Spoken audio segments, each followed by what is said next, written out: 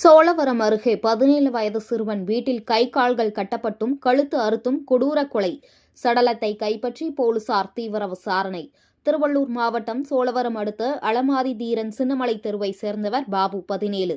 Welding வேலை செய்து வந்த பாபு தமது குடும்பத்துடன் கடந்த 6 மாதங்களுக்கு முன்பு வாடகை வீட்டிற்கு குடிவந்துள்ளார். கடந்த சில நாட்களுக்கு முன் பாபுவின் பெற்றோர் உறவினர் வீட்டிற்கு சென்றிருந்த நிலையில் பாபு மட்டும் வீட்டில் தனியாக இருந்துள்ளார். நேற்று இரவு முதல் பாபுவின் சகோதரர் தொலைபேசியில் அழைத்தபோதும் அதற்கு பதில் அளிக்காததால் இன்று தனது நண்பரை அனுப்பி பார்க்க சொல்லியுள்ளார்.